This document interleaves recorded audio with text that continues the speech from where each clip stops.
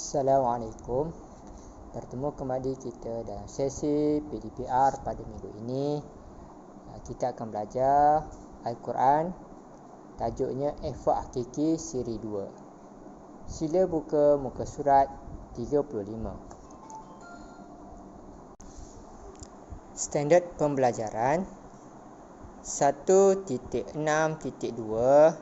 membaca kalimah dan potongan ayat yang mengandungi bacaan ihfa' hakiki dengan betul dan bertajwid. Objektif pembelajaran 1. Murid dapat membaca 3 daripada 5 kalimah dan potongan ayat yang mengandungi bacaan ihfa' hakiki dengan betul dan bertajwid. Baiklah murid-murid, sebelum kita meneruskan pembelajaran kita pada minggu ini, mari kita sebut semula huruf ihfa' hakiki yang telah kita belajar pada minggu-minggu sebelum ini. Masihkah kamu ingat? Mari kita sebut bersama-sama. Huruf ihfa' hakiki: ta, sa, jim, dal, zal, zai, sin, shin, sod, dot, to, zo, fa, qaf, kaf. Semuanya ada 15 huruf.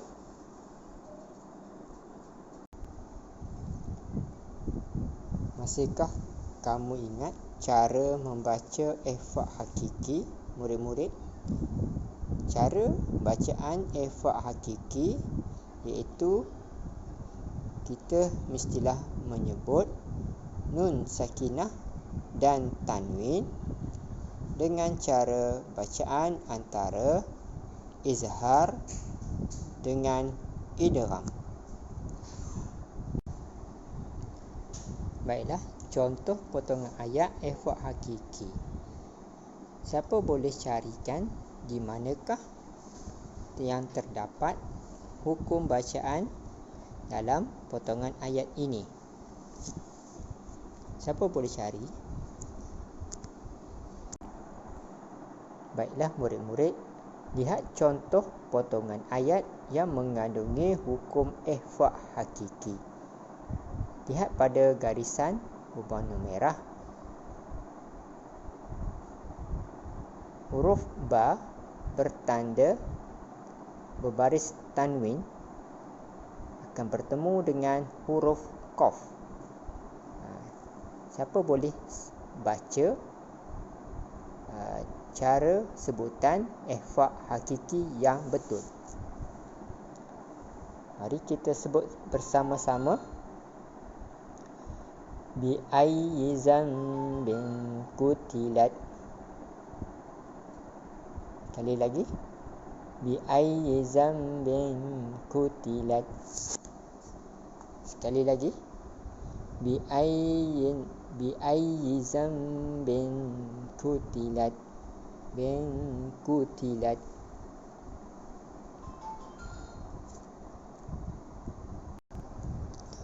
Baiklah murid-murid, sila lihat contoh yang kedua. Contoh potongan ayat yang mengandungi hukum ihfa' hakiki. Dalam ayat ini terdapat bacaan hukum ihfa' hakiki. Sila cari manakah huruf ihfa' hakiki yang terdapat di dalam contoh potongan ayat ini. Siapa jumpa?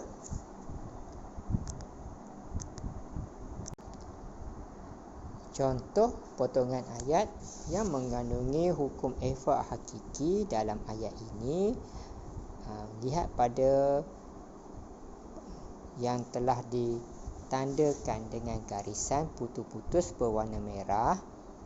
Huruf nun sakinah bertemu dengan huruf ihfa' hakiki iaitu huruf ta.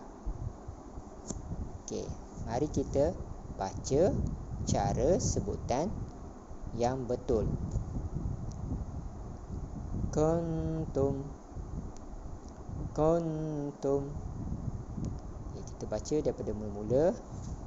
Kulu washrabu hani'an bima kuntum ta'malun. Okey. Yang digaris dengan garis putus-putus berwarna merah. Nun sakinah bertemu dengan huruf ta. Itu adalah contoh kalimah yang terdapat dalam ayat ini yang mengandungi hukum ihfa' hakiki. Baiklah murid-murid, seterusnya cuba lihat contoh potongan ayat yang ketiga yang mengandungi hukum ihfa' hakiki. Siapa boleh cari manakah terdapat tempat yang mengandungi hukum ihfa' hakiki? Siapa jumpa?